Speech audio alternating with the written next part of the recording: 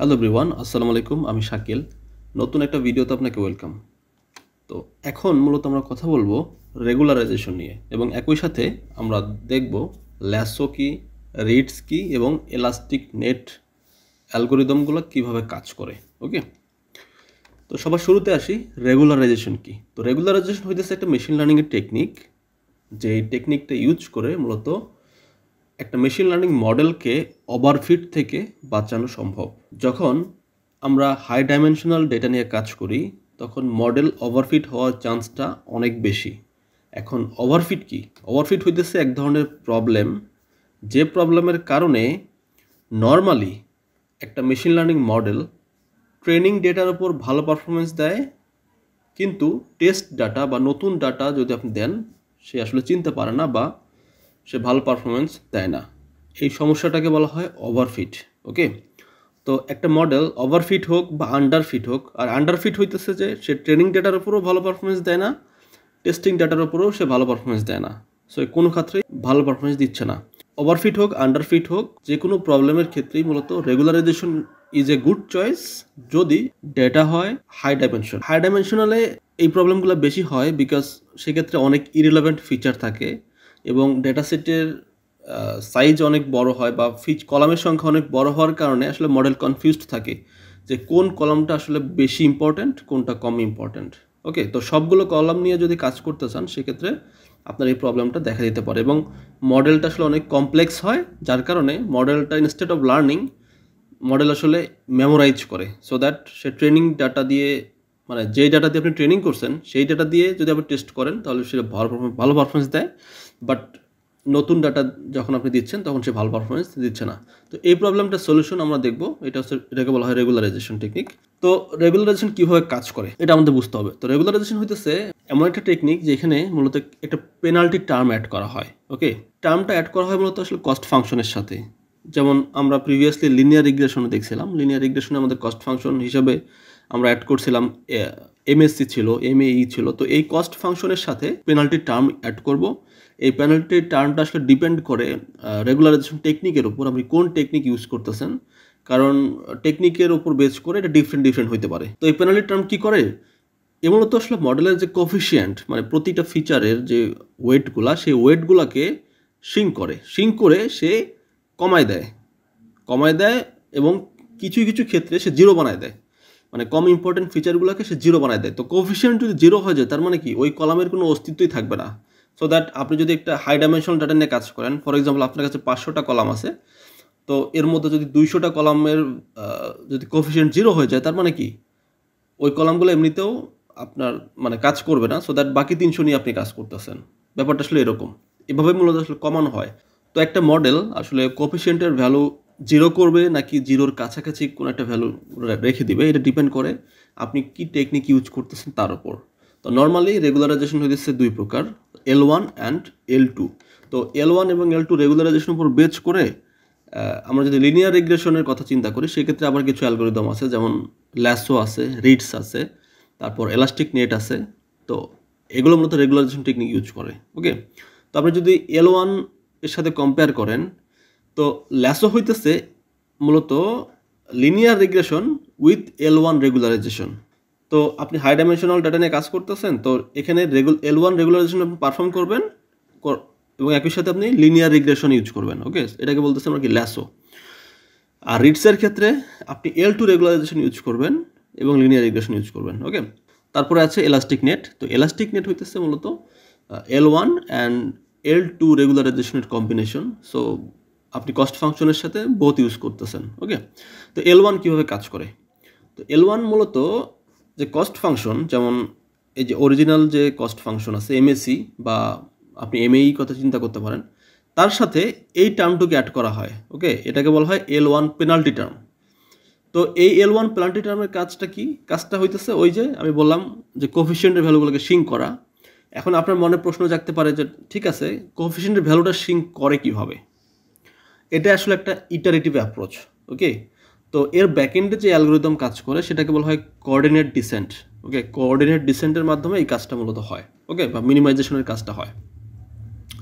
যেহেতু এর ডাইমেনশনটা রিডাকশন করা হয়, সো দ্যাট এখানে ইটারেটিভ অ্যাপ্রোচে যাওয়া হয় আর কি। আপনারা যারা প্রিভিয়াসলি গ্রেডিয়েন্ট ডিসেন্টের কনসেপ্ট সম্পর্কে আইডিয়া আছে তারা হয়তো বা বুঝতে পারছেন যে ইটারেটিভ অ্যাপ্রোচগুলো আসলে কী বা কীভাবে কাজ করে। ওকে, তো L1 রেগুলারাইজেশন কী করে, মূলত মানে যে কম ইম্পর্টেন্ট ফিচারগুলো আছে সেই ফিচারগুলোকে জিরো বানায় দেয়। তো জিরো বানায় দেওয়ার কারণে যেটা হয়, আপনার ডাইমেনশনটাকে রিডাকশন করা হয়, সো দ্যাট আপনার শেপ যদি ডাটা শেপ থাকে অনেক বড়, সেটাকে কমায় নিয়ে আসে। ওকে, তো এখানে ল্যামডা কী তাহলে? ল্যামডা হইতেছে মূলত রেগুলারাইজেশন প্যারামিটার, এটাকে বলা হয় রেগুলারাইজেশনের স্ট্রেংথ। এটা একটা হাইপার প্যারামিটার, এটা আপনি বাড়াইতে পারেন, কমাইতে পারেন। তারপর ডাব্লিউ হচ্ছে মূলত কোফিশিয়েন্ট বলতে পারেন বা মডেলের ওয়েট বলতে পারেন। ওকে, আর এই অংশটুকু তো আপনাদের আইডিয়া জানা আছে, এটাকে বলা হয় এমএসি। ওকে, আপনি এমএসির জায়গায় এমএই ইউজ করতে পারেন। তো ল্যাসো কীভাবে কাজ করে এটা আমার মনে হয় আপনারা বুঝতে পারছেন। এবার আসতেছি রিডস বা L2। তো L2 রেগুলারাইজেশন যদি আপনি অ্যাপ্লাই করার পরে যদি আপনি লিনিয়ার রিগ্রেশন করেন, তাহলে এটা আলটিমেটলি এটাকে বলতেছেন আপনি রিডস। ওকে, তো রিডস কীভাবে কাজ করে? রিডস মূলত ল্যাসোর সাথে যে ডিফারেন্সটা সেটা হইতেছে এই ওয়েটের ভ্যালুটা আসলে স্কোয়ার এখানে ইউজ করা হয়। ওকে, তো স্কোয়ার ইউজ করার কারণে এটা আসলে ডিফারেন্ট। তো মূলত রিডসের যে টার্গেট, সেই টার্গেটটা আসলে ডাইমেনশন রিডাকশন করা না। রিডসের টার্গেট হইতেছে মূলত আপনার ডাইমেনশন যা আছে সেই ডাইমেনশনটাকে ঠিক রাখবে, কিন্তু কম ইম্পর্টেন্ট যে ফিচারগুলো আছে সেই ফিচারগুলোর ভ্যালুগুলো জিরোর কাছাকাছি একটা ভ্যালু আনে, একদম জিরো না, জিরোর কাছাকাছি একটা ভ্যালু। ওকে, সো দ্যাট ওদের ইম্পর্টেন্সটা আসলে কমে যায়। ওকে, সো এটা আসলে রিডস করে। তো এর ব্যাকএন্ডে যে অ্যালগরিদমটা কাজ করে, এটা নর্মাল লিনিয়ার রিগ্রেশন ইউজ করা হয় এখানে, যেহেতু আমাদের ফিচার যা আছে সব ফিচার ঠিক রাখা হয় এখানে। তো নর্মাল লিনিয়ার রিগ্রেশন বা ক্লোজ ফর্ম যে সলিউশন, সেই সলিউশনটা ইউজ করা হয় এখানে। যেমন এই যে ইকুয়েশনটার সাথে আপনার পরিচিত, W equal x transpose x plus lambda. এই ল্যামডাটা হইতেছে মূলত রেগুলারাইজেশন প্যারামিটার, আর এটা ইনভার্স করে তারপর হচ্ছে যে এক্স ট্রান্সপোজ ওয়াইটাকে মাল্টিপ্লিকেশন করতে হয়। তো এভাবে মূলত কাজ করে। তো এই টার্মটুকু আসলে এখানে অ্যাড করা হয়। তো এখানে L1-এ মূলত কোঅর্ডিনেট ডিসেন্ট আমরা ব্যাকএন্ডে ইউজ করি, বাট L2-তে আমরা সরাসরি লিস্ট স্কয়ার ইউজ করি, যেহেতু এখানে ডাইমেনশন রিডাকশনের কোনো বিষয় নাই। ওকে, এখন দেখেন তাহলে মেইন ডিফারেন্সটা কোথায়? মেইন ডিফারেন্সটা হচ্ছে এই জায়গাটাতে যে আপনি ওয়েট এক জায়গায় স্বাভাবিকভাবে ওয়েট ইউজ করতেছেন L1-এ, আর L2-তে ওয়েটের স্কোয়ার ইউজ করতেছেন। অ্যান্ড আপনি যদি বলেন যে কখন আমরা L1 ইউজ করি, যখন আমাদের ডাইমেনশন রিডাকশন করার দরকার হয় তখন, আর যখন ডাইমেনশন রিডাকশন করার প্রয়োজন নাই তখন আমরা মূলত L2 ইউজ করি। ওকে, এখন আপনার তো এমন হইতে পারে যে একই সাথে আপনার ডাইমেনশন রিডাকশনও করার প্রয়োজন হতে পারে, আবার একসাথে আপনার L2ও ইউজ করা লাগতে পারে। তখন কি হবে? তখন মূলত এই দুইটার কম্বিনেশন আছে, এই কম্বিনেশনটাকে বলা হয় এলাস্টিক নেট।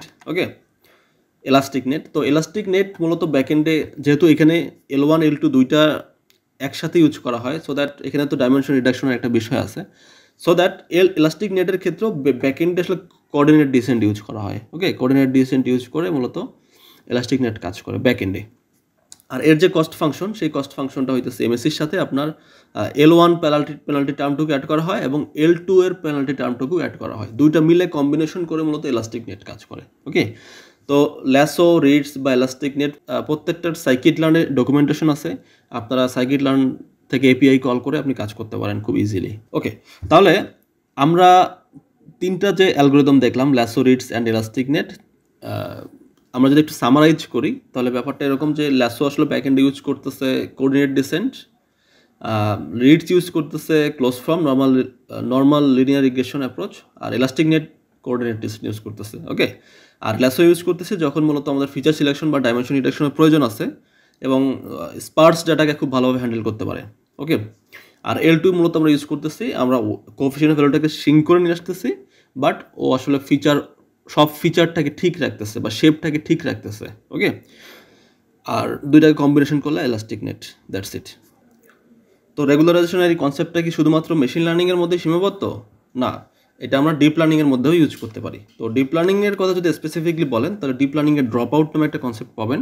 এটা one kind of regularisation technique, যেখানে মূলত র্যান্ডমলি আমরা কিছু নিউরনকে ড্রপ করি বা ইগনোর করি ডিউরিং ট্রেনিং, যেন মডেলটা আসলে ওভারফিট না হয়। এবং ওয়েট ডিকে টেকনিক সেটাও ইউজ করা হয়, যেটা মূলত L2 রেগুলারাইজেশনের একটা ফর্ম। তো এই সকল কিছুই ছিল আসলে রেগুলারাইজেশন রিলেভেন্ট। আমার মনে হয় আপনারা বুঝতে পারছেন। নেক্সট ভিডিওতে নতুন কোনো টপিক নিয়ে আলোচনা করবো। সেই পর্যন্ত ভালো থাকবেন। আসসালামু আলাইকুম।